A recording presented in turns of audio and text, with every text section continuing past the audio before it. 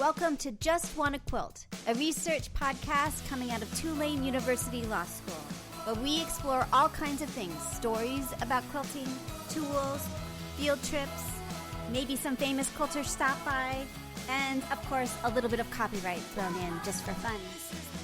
This is Elizabeth Townsend Guard. I'm your host. I'm a law professor at Tulane University Law School and the Lopez faculty fellow at the A.V. Friedman School of Business at Tulane, and I just want to quilt.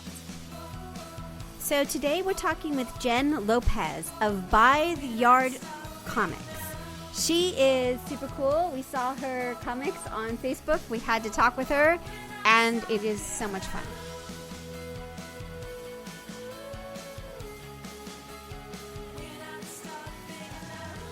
Sure. Hi, this is Jen Lopez, and I'm the creator of By the Yard, a comic strip for quilters.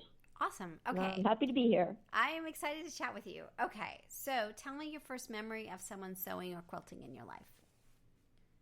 Well, my mom is probably my first memory of someone sewing. She wasn't a quilter per se, but she sewed her own clothes, and she sewed everything in the house, the curtains, the upholstered the couch, and all kinds of things. So my first memories as being a little kid is seeing her always doing some sort of home improvement project or making clothes. Very cool. And how did you get into quilting? Well, I got first interested in sewing like my mom when I was really little, and my mom famously says the reason why she let me use her sewing machine when I was only 5 is so that I would have my own projects and I would stay out of hers. So apparently I was a pest. That's very nice. I like that. So I started making clothes, and what my real thing when I was little is I love making stuffed animals. I loved stuffed animals, and I love them to this day. And I'm an animal lover, so that's probably why. So I started making stuffed animals before I made clothing, and then I started making clothes when I was in high school. I grew up in the 80s, so everything was like, you remember Prince with the purple paisley and all that stuff? Totally. I made all kinds of clothes for myself that were really, vivid and bright and that sort of style. And then, so I was a very accomplished sewer. And then only quilting I'd ever done was I made quilts for my dolls or my dollhouse, but I'd never made a quilt for an adult before or a human before until my best friend in the whole world, she had a baby. She adopted a baby. And I was like, well, I need a really special gift for this baby. And I remember walking around a fabric store saying, what am I going to do? Do I make it an outfit? Do I make it a stuffed animal? And nothing seemed right.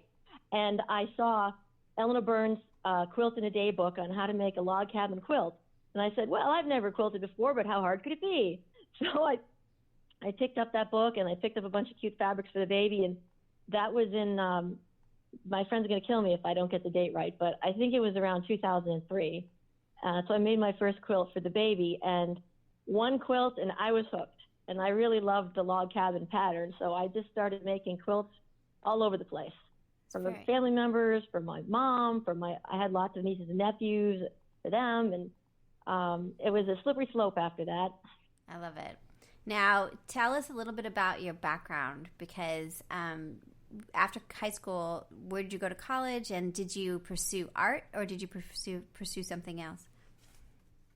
Well, when I was in high school, I was sort of a geek. I was the math geek, the computer science geek, but I also took all the art classes. So when I had to go to college, I had to make a choice. Like, do I want to pursue art? Do I want to pursue, math and science?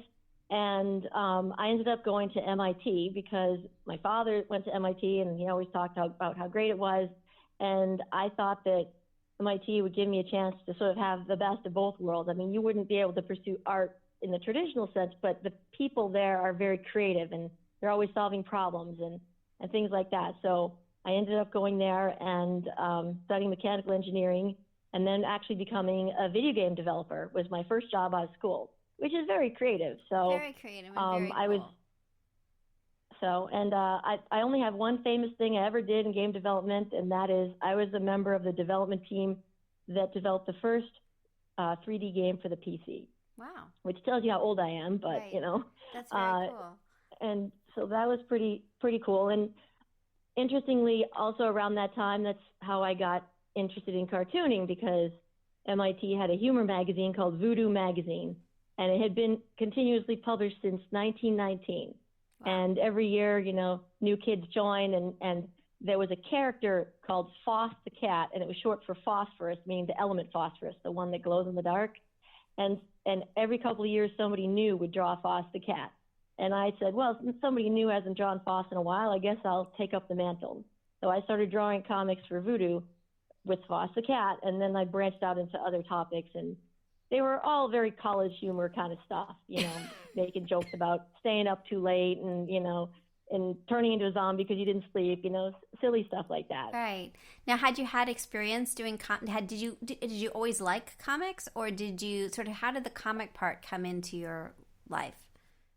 Well, the comic part came into my life because when I was in the 7th grade, we had to write a children's book as an art assignment, and they made it a contest, and I love contests. So, of course, I threw down hard for this, and I didn't win. I won 2nd place, okay? I was esteemed that I won 2nd place because I thought my book was better than everyone else's. Anyways, my prize was a gift certificate to a bookstore. And so I went to the bookstore, and I bought a Garfield book. It was the first time I'd ever seen Garfield, and I loved it. I thought it was hilarious. So I started really reading a lot of comics then, and I'd always drawn comics on my own just for fun. My comics were mostly about making fun of my parents because, there was just rich material there. Right. My parents totally. They were sailboat enthusiasts, and I, at the time, did not appreciate the many fine qualities of sailing. So most of my comics were editorial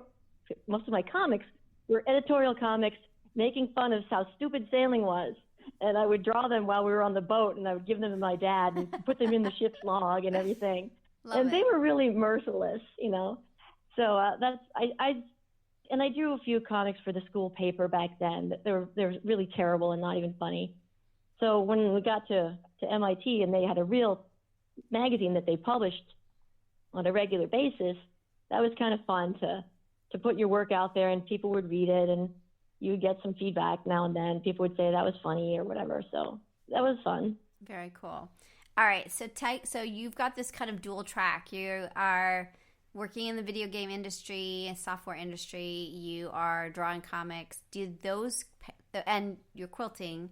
So help me understand how all of this how you shifted, what happened, how did you get to where you are now? Well, actually quilting, like I said, I didn't even start quilting until the early 2000s. And for a while, basically for all of the 90s, I just worked. I worked really hard. I worked hard to get my degree, and they don't give those degrees away. I worked really hard for that, and I just went to work and, basically kept my head down. When I graduated, I stopped drawing comics. I just focused on work. And then after a while, work gets monotonous. I became director of engineering at a huge Fortune 500 company, which I thought was a pretty good accomplishment. But work is very, technology focused, and it wasn't as creative as it used to be when I was developing the video games and stuff. So I decided to start drawing comics again. And I started drawing a business humor comic strip at the time. It was called Biz Tunes, and I got it published in in Worcester Magazine, which is an alternative newspaper in Massachusetts. And it ran for 3 years. And that was the first time I ever got paid to do cartoons. And I thought this was great. I'm drawing a funny picture and they pay me. How great is this? That's great. And so I did that for 3 years. But I still was primarily I was working really hard, and of course I had kids and I was married and all that stuff.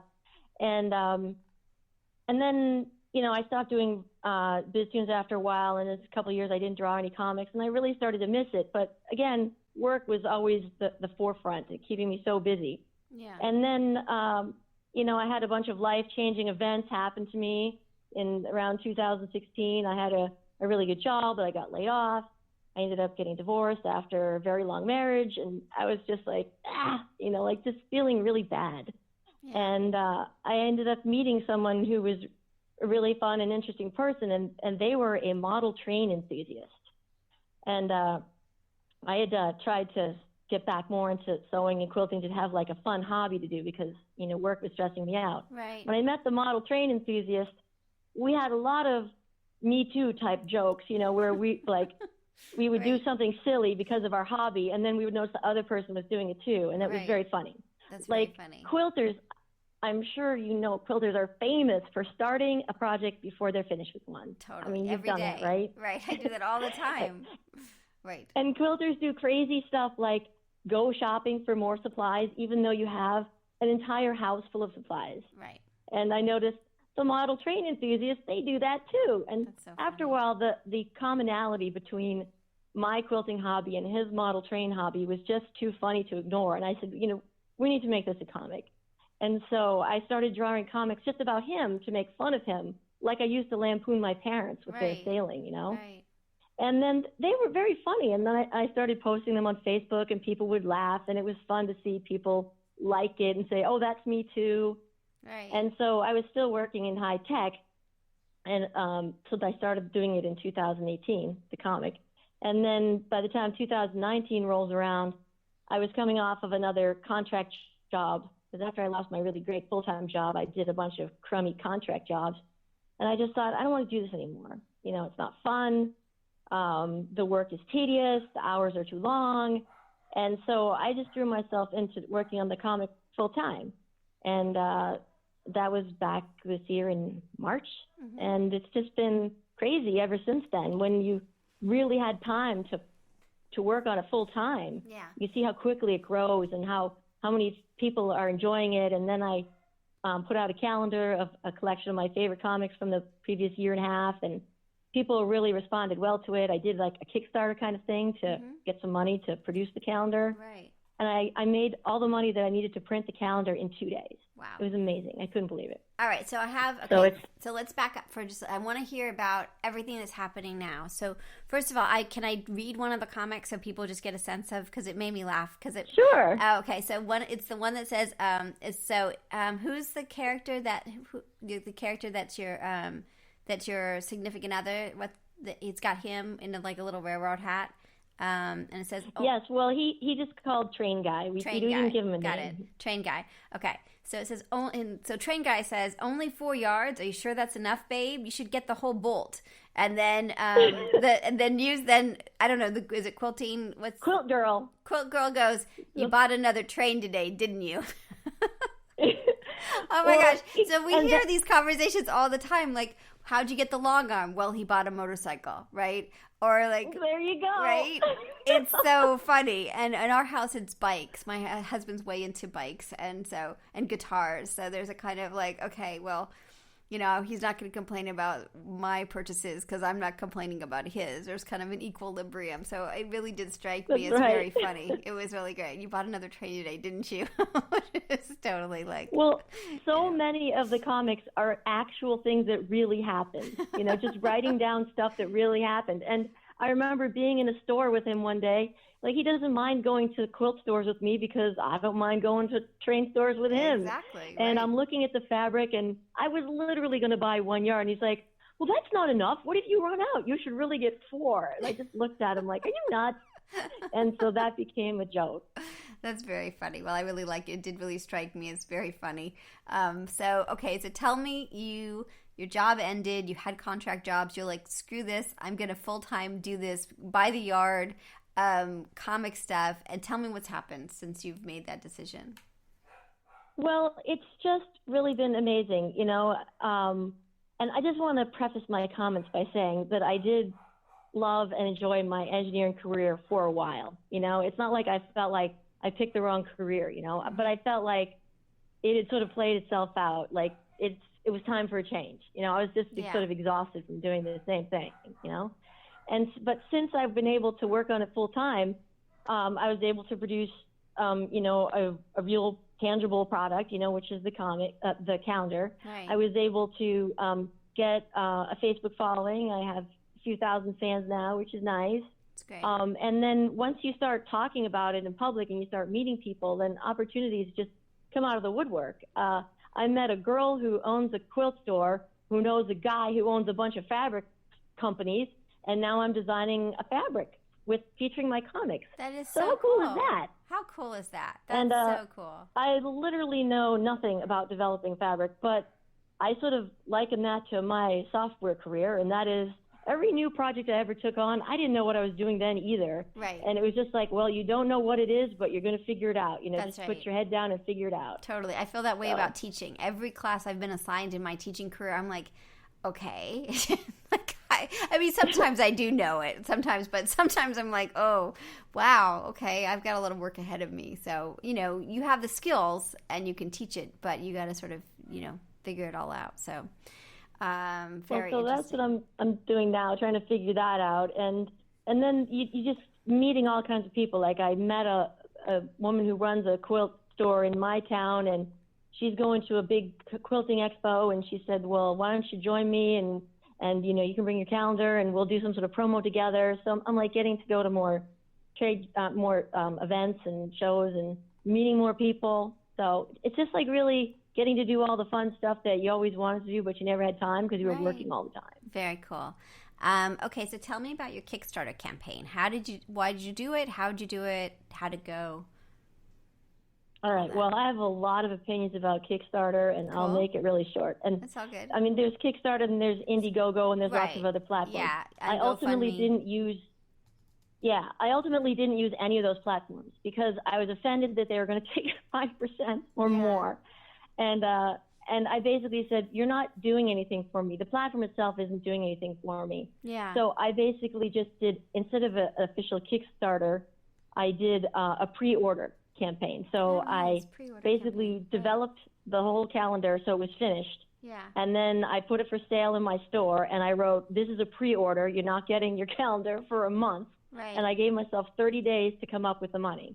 And I figured, most of the Indiegogo or Kickstarter campaigns were 30 days. I figured if I can't come up with it in 30 days, I'm really in a lot of trouble because I basically promised to do it. Right. In the Kickstarter, if you don't deliver, nothing bad happens. Right. Your backers will be mad, but nothing bad happens. Right. But I took people's money for this, and if I didn't deliver in 30 days or less, there was going to be a whole lot of angry people. Right. So it just gave me a deadline to say, failure is not an option. But at the time, the calendar was finished. All I needed was the money to print it. Right. That's and then idea.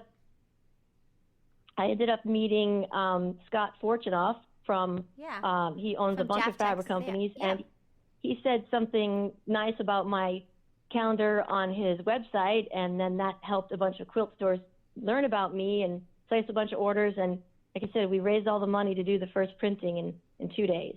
And so then it was just waiting for the printer and then stuffing it in boxes. And everybody got their calendars on time. They got them in less than 30 days. Okay, so I have to ask you a bunch of questions. First, what program or how did you design the calendar itself? Did you use? Well, so I use the Corel suite of products, which is a similar product to the Adobe suite, only it's cheaper. And I started using it 20 years ago, and I was too lazy to ever change to Adobe. So basically, I use Corel Draw and Corel Photo Paint, which is the equivalent of Adobe Illustrator and Adobe Photoshop, just a different brand.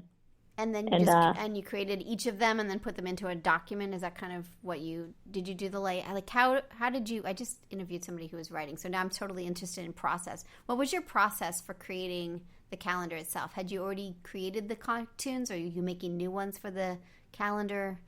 How did that work? Well, I did a mix of both.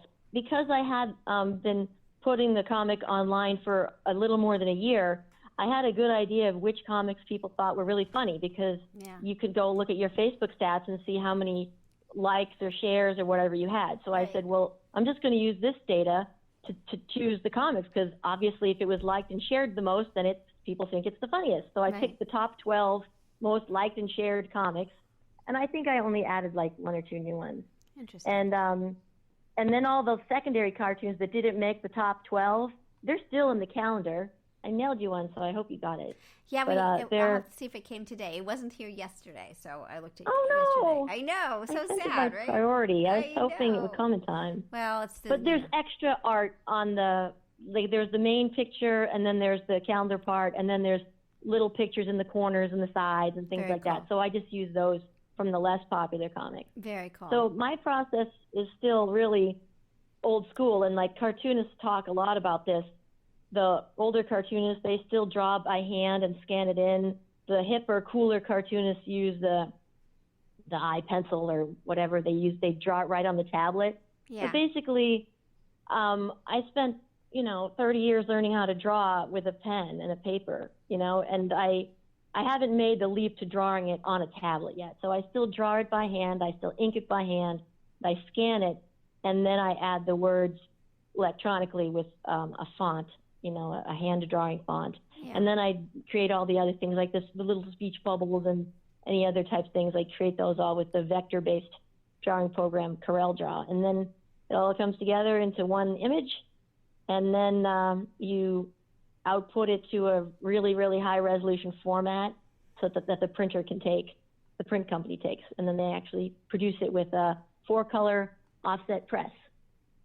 Very cool. They're printed nice, like books, not digitally. So yeah, I can't wait to see it. It looks really great.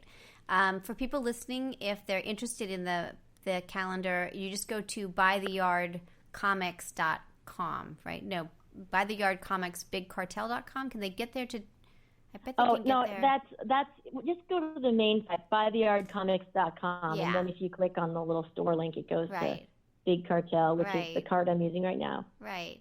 But and how do you you also have cards, which I think are great. So you have greeting cards as well, right? Is that coming? That's those your next are thing? a new project that are coming out pretty soon. I just have to get a little more cash flow before I can do another print run, because we just did a second printing of the calendar. Yeah. Because the first printing sold out. And so when I get a little more cash flow, we're going to print those cards soon. And there'll be like about a dozen cards. And that was because my quilt shop customers were saying, this is really cute. Do you have any other products? And I was like, no. And so, again, I asked my Facebook audience, I said, do you guys want to see cards? And enough people said yes to make it seem viable. That's really cool. And so tell me so you decided to self-publish. How hard was that to find a printer? How did you figure out, the price of it is $14.99. So was that difficult, to figure out which printer to go with and sort of how to make sure that it was priced right versus the printing costs and the shipping costs? Because shipping's included in your price, right?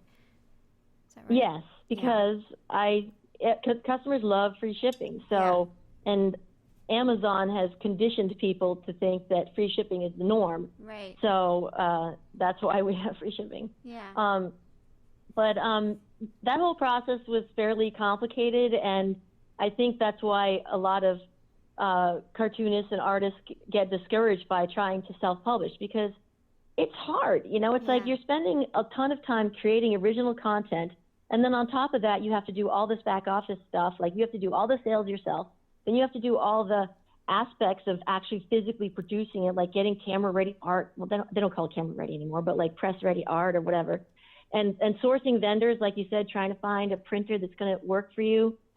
It took a really long time. But regarding the printer, I had a little bit of a leg up because I sort of left out of my story that when I had my third son my third child, who was a son, in 2009, I started making sewing patterns. I started printing and selling sewing patterns. And back then, I spent months and months and months trying to find a local printer who could produce the patterns economically. And then I thought that printer was gone by the time I was doing the calendar. So I thought I had to start over, and I started looking at all kinds of overseas printing. Like, a lot of the cartoonists use Print Ninja, which is comes out of China, and the price is quite low, but there's a humongous lead time, and shipping is incredibly expensive. So it doesn't really work out in the end. Yeah. But it turns out that the guy who was printing my sewing patterns for me back in 2009, he had left and gone to another company, and his phone number was still in my phone. So I just called him up one day, and I said, I've got this new project. Can you give me a price on this? And by then, I had all the pricing from all the digital printers from here to China, literally. And so I had this big spreadsheet of who charges what and what would the lead time be and like all the requirements. I'm really like a data person, so I spreadsheet everything. And then when he gave me a quote for this, I said, if you can make that number look more like this, we're in business. And he said, well, if you bump up your quantity a little, I can make your number look like that. And so basically I got the same kind of pricing I would have gotten if I'd done it at great distance and great shipping costs. Yeah. Plus, now it's printed locally in the town right next door. That's really great. And I'm a huge proponent of trying to keep businesses local because, you know, we live here. We should help out people that live near us and help our local communities. That's really great. I love that story. That's so cool. All right, so the other part of your life you just mentioned, which was creating patterns. Can you tell us a little bit about that experience, and then we'll talk a little bit about intellectual property as the last segment. Well, I started making patterns in 2009 after my son was born. I started making like baby patterns, like baby toys and baby like diaper bags and cute little fun quilts that are like baby themed and things like that. I started doing it because I've always had a lot of entrepreneurial spirit and I wanted to start a company. You know, after my son was born, I was like, do I really want to go back to work in high tech? I really felt like I wanted to start a company. So I took some time off when he was a baby and I started this sewing pattern design company. And back then, this was really before PDF patterns and the instant digital download had really taken off. It was still really an all paper pattern kind of world. And that was a huge learning experience for me because I didn't know anything about anything. I didn't know how the whole distributor model worked. I didn't know how quilt shops chose patterns to sell in the store. I didn't know who got what percentage. And it was just, I learned a lot from a Yahoo group, which is now a Facebook group called Quilt Pattern Designers. Do you belong to that group at all? I'm not sure. I belong to a lot of groups at this point. So there was a Yahoo group at the time when before Facebook groups were a big thing. And that Yahoo group, I believe, has all transitioned to be over on Facebook. And it was just like learning from other people. It was a really great collective of pattern designers of various skills levels. And I just started asking questions like, hi, I'm new. I don't know how this works. Very and cool. just reading other people's comments and just learning by reading and participating in the group. Yeah. And so that really laid a ton of the groundwork for what I'm doing now because I learned who all the big distributors are. I learned how the process works, how the pricing works, and all this kind of stuff, how quilt shops learn about new products. Right. I had already learned all that from doing the sewing patterns. That's very cool. And so it made it easier to get started with this new product. Yeah, very cool. And then you said that the Crafty Gemini, who we interviewed really early in our development, picked up one of your patterns. And what I thought was really interesting in our conversation before you started is that she just picked it up and made a video of it. She didn't contact you. How did you feel about that? Was that okay? She did contact me. Oh, she did contact you. So she saw my pattern and she purchased it. Mm-hmm. And she was just starting out. This was 2010. So it was like a year or so after she started.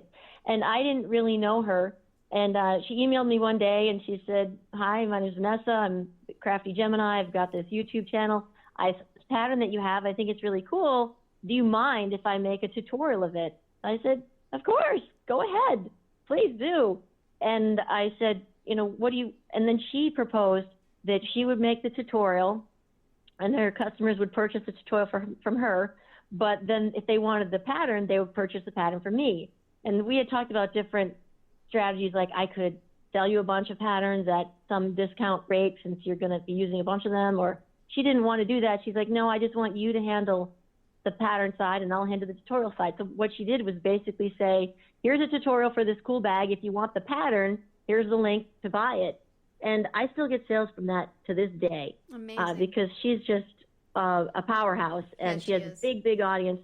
And her video is really cool, because that particular bag was called the boho shoulder bag. It was a big, roomy shoulder bag that, like I said, I started out doing like diaper bags and stuff. You could make it a diaper bag, you could make it a knitting bag, a yoga bag, a book bag. It was just really big and roomy, but there was some parts of it that were a little complicated. So I think that her video was a great asset to help explain, like doing the pleats along the bottom and how to do the cool top stitching and how to make it reversible and all that stuff. Did you feel like she had to, so one of the questions we get all the time is, how far can a video go when, did you feel like they still needed your pattern to make the bag? Or did you feel like she had, Did that worry you in terms of, or, that's the big worry, right? The video's you're not going to need to buy the pattern if you watch the video. Well, the video, a lot of quilt patterns are based on geometric shapes, like 10-inch squares, 5-inch squares. But this particular bag was a bunch of curves. So unless you were just super good at, visually translating, looking at something to drawing it freehand yourself, there wasn't that much worry on my behalf that people would feel that the pattern wasn't necessary, because it was a large pattern. The pieces were big and they were curved. And I think having the pattern was really valuable and a great addition to the video. So I wasn't that concerned about it. Yeah. That makes a lot of sense. That being said, yeah, go ahead. Sorry. Somebody else knocked off that pattern and my pattern, and they copied it.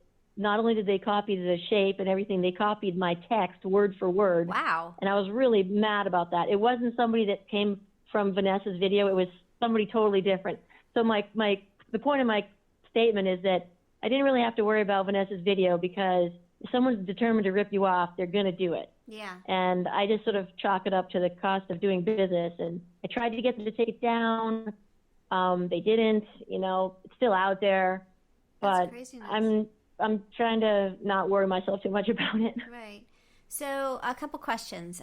So you said before we talked that you had a lot of opinions about copyright. What role do you think copyright plays in your business and in your creative process? Well, do you mean with respect to pattern development, or with respect to the comic, or both? Kind of both. And sort of as a creator, so what role do you think copyright plays in your creative process, whether as a pattern maker or now as a comic, or throughout your career, the comic book? Well, I think that copyright becomes a very difficult issue in the age of all the social media sharing. It's like, as a cartoonist, you're critically dependent on social media sharing so that people can learn about you and your comic, because newspaper comics are dwindling, and I'm not in them. I'm in one newspaper, the Country Register. It's a quilting and fiber arts focused thing. So I'm in one newspaper. But so you need the internet, you need Facebook, and you need all that social sharing to help make your comic popular. But at the same time, people are always borrowing, shall we say, your work. Right. And my opinion is, you can share this all day long, but do not edit my art. Like, do not take my name off of my comic. Do not take my copyright symbol off my comic. Don't change the words to be your words. Like, don't use my picture and use your joke, because you might make a joke about something that I don't approve of. Right. And I've seen that happen to some of my other artist friends, where somebody took a friend of mine's comic and made like a kind of a political statement with it. Yeah. That was not in alignment with his views. So he was very upset about that. So I don't mind if you share it all day long, but just leave the proper attributions on there. Leave the artist's name on it. They deserve to get credit for their work. Yeah. And I publish my URL in my comic, and I basically say, you can share this all you want. Do not take out my URL or my name. Right. I think that's only fair. Right. So, right. That's the key with component. patterns, it's a lot harder, and I sort of phase out of doing patterns because of too much sharing. Like, people will buy your PDF pattern and then post it someplace for free. Right. And then someone else can download it, or like 1,000 people can download it.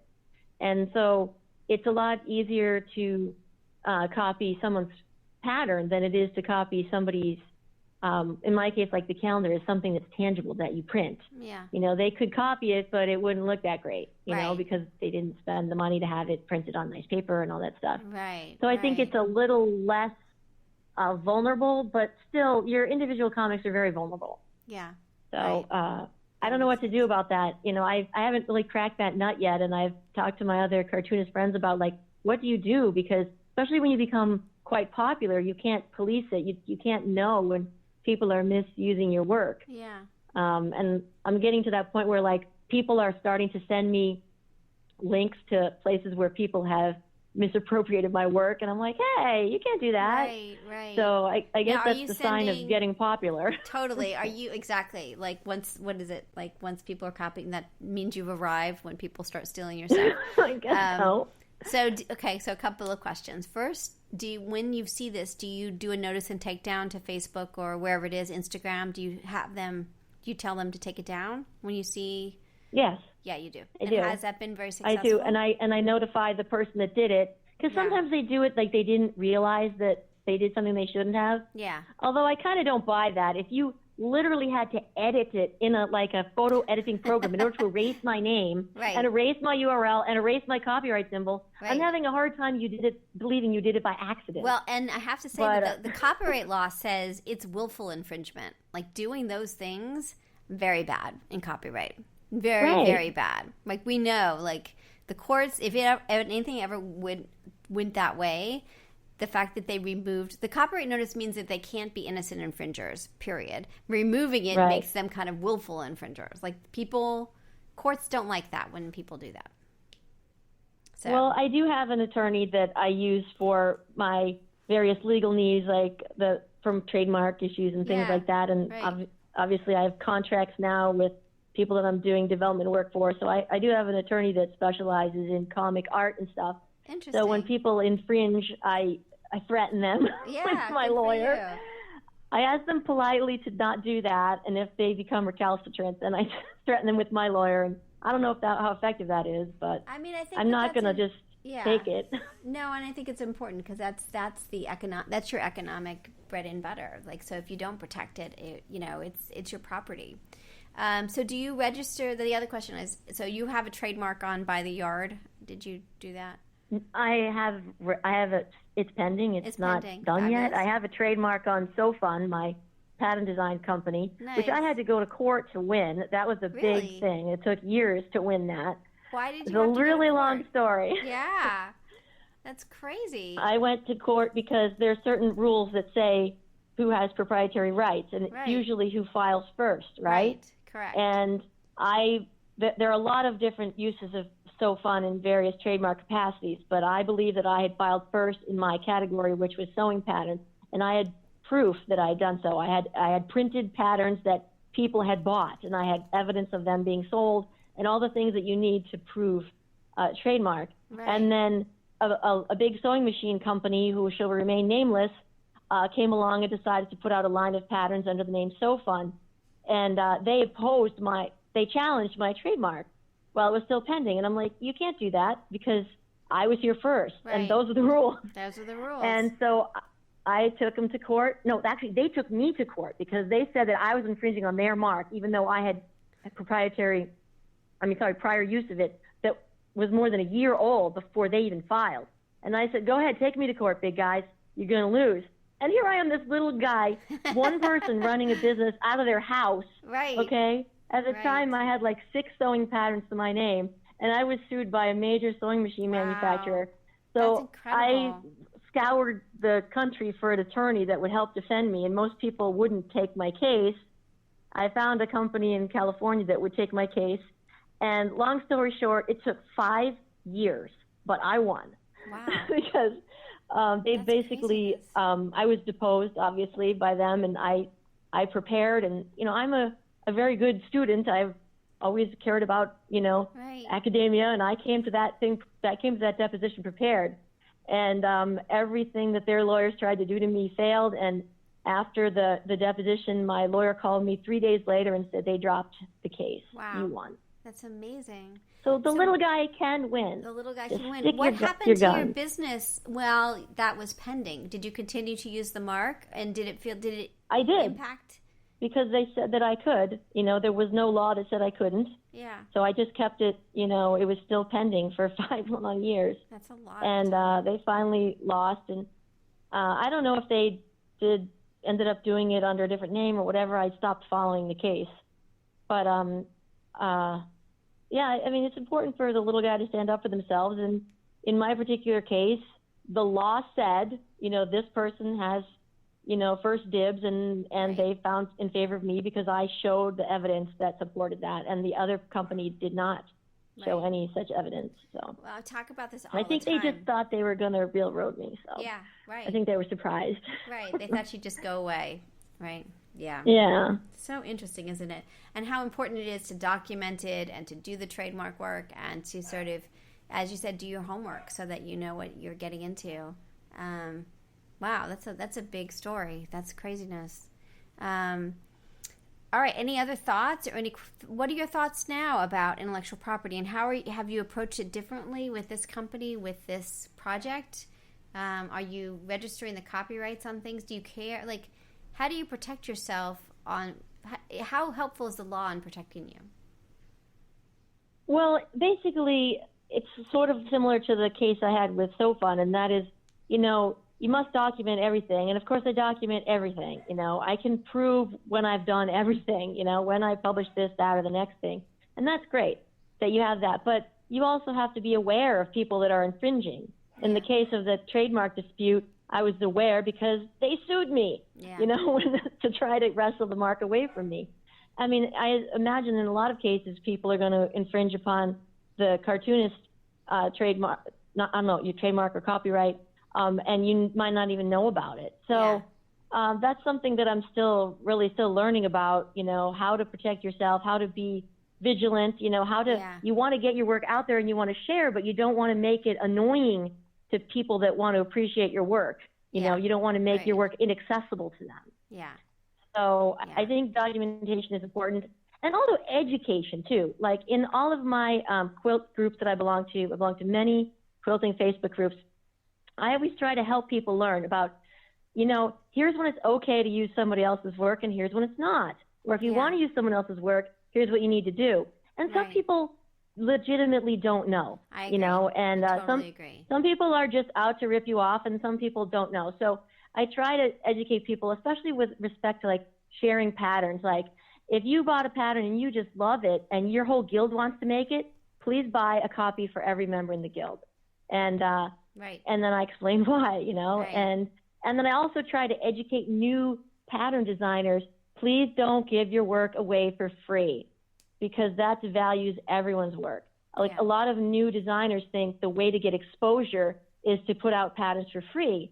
And I try to explain to them that doesn't help, because that just trains the public to think that sewing patterns should be free. It wasn't free for you to design it. It wasn't free for you to use all that fabric to make up all the samples and make the cover art and pay your testers to test it and there's pay to print it. That's right. That's right. So I don't know how useful this is, but I figure if everybody makes an effort to try to educate their people in their group about what's acceptable use and what's not, I mean, I think everyone benefits from that. Yeah. So I try to be proactive about that without being a jerk. I try to keep the message positive. Like, we're super glad that you want to share this pattern, or we're super glad that you want to share this comic, and here's what the guidelines that you should follow. Yeah, that sounds super, super great. Well, amazing. This is so great. I can't wait to follow your progress. I cannot wait to get the calendar.